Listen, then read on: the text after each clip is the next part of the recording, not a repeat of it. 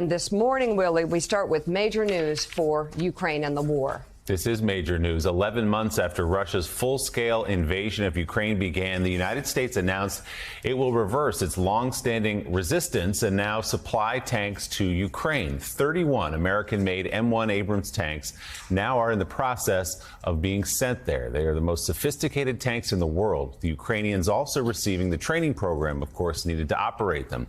8 M88 recovery vehicles also included in the package. Those will provide the ability to better maintain the tanks themselves. The announcement follows months of requests by Ukrainian forces to bolster their defenses amid Russia's invasion. President Biden spoke yesterday in the White House Roosevelt Room with Secretary of State Blinken and Secretary of Defense Austin at his side.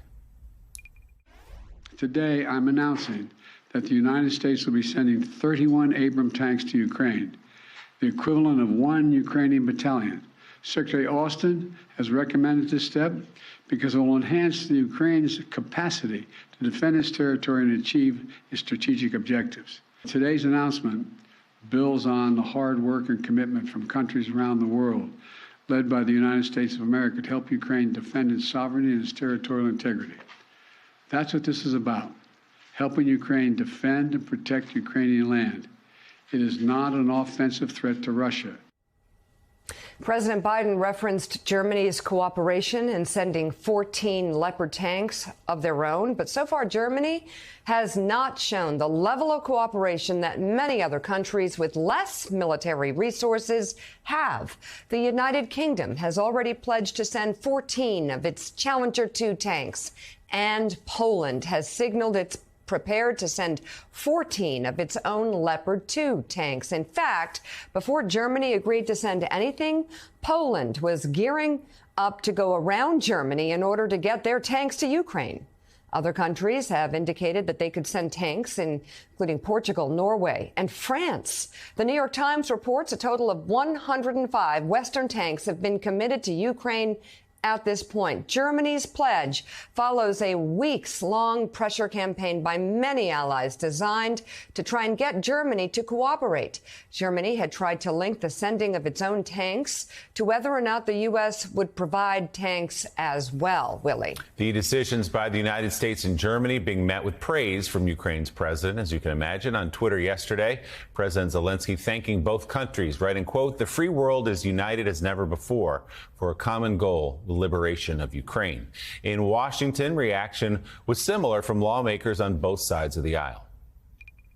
I was happy to learn yesterday and this morning that indeed both the White House and their counterparts in Germany are finally moving forward with these overdue steps. As I've said repeatedly, time is of the essence.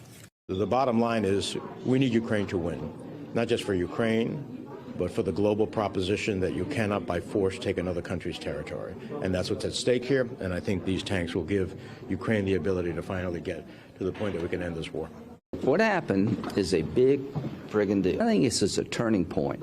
There's been a decision made in Berlin and in Washington that clearly signals to me that they understand now the only solution is to help Ukraine defeat Russia inside of Ukraine. A little bipartisan agreement there on Capitol Hill. Let's bring in NBC News national security and military correspondent Courtney Kube. Courtney, good morning. So, first of all, how did the Biden administration come to this decision? Obviously, President Zelensky had been nudging them toward it for many, many months. And also, what difference are these 31 Abrams tanks expected to make in the fight against Russia? So it's fair to say that the decision the reversal really for not sending or resisting sending these tanks to actually deciding to send them was a very quick reversal. So as recently as last week, we had senior Biden administration officials telling us that the tanks were not going and they were not going to cave to any pressure from Germany to send the Abrams to open the floodgates for other countries like Germany to send their versions like the Leopard 2. But then that was Friday. Now, our new reporting just out this morning is that there was a meeting with Secretary of Defense Lloyd Austin, Chairman of the Joint Chiefs General Mark Milley, and the President on Monday, where they presented recommendations and they approved this decision to send these 31 Abrams tanks to Ukraine. But there's a couple of things we need to point out here. One, these tanks are not going to arrive anytime soon. In fact, they are still in the procurement process, meaning they still have to actually be built or refurbished from other tanks, which will take months. The Ukrainians still have to be trained on them. That's also going to take several months. And then these things have to be shipped overseas. So these are a long way out. These are not for the current fight. But you asked what kind of difference they can make. It's not the difference that these Abrams specifically can make on the battlefield in Ukraine. It's a recognition that Ukraine really needs tanks for the upcoming battle. So if you look at what the situation on the ground right now, Russia is running very low on precision guided munitions, on artillery, some of the things that they've really been using here in the last several months for some of these longer range fights. There's a natural progression here that the next phase of this is going to be more of a tank battle. The sides are dug in, particularly the Russian defenses, and the way to break through that is with armor and then with more of these mechanized units that we've been hearing about, like the Bradleys and the Strykers, that the U.S. is also sending. But as I just explained, the Abrams can't get there anytime fast. The Leopards, the Challengers, these more than 2,000 other variants of tanks that are already there in Europe with some of these allies very close in some cases, like Poland, to Ukraine, they can get there much faster. They can be in place for a potential coming counteroffensive as early as this spring. Those are the ones that have the potential to make the difference here. And you just mentioned also, Ukraine has about 100 tanks that have already been dedicated to them.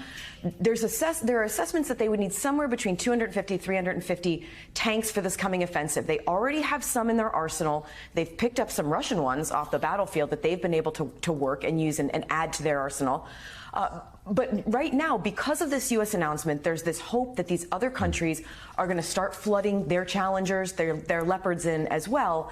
And that's what could make the difference in this fight against the Russians. The ultimate goal here right now, give Ukraine the momentum, get them the Russians on their back heel, and hopefully move both sides towards some sort of a negotiated peace settlement. And Courtney, the subtext of everything you just laid out and the subtext of these decisions from all these countries to send tanks, many of which, as you say, won't be there for many, many months, is that this war is going to go on for a while.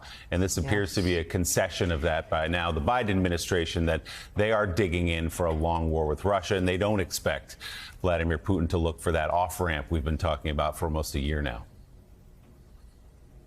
That's true, but you could look at it another way, which this could be. So defense officials who I spoke with about this yesterday were saying that this is a sign of their medium and longer range commitment to Ukraine. You could actually make the argument that if everything goes the way that their U.S. officials and some Western officials are hoping with this coming counteroffensive and this goal that maybe Russia would acknowledge some sort of victory domestically and go to the negotiating table, if that all goes as planned, it's theoretically possible these Abrams would actually never see the fight in Ukraine by the time they actually get there.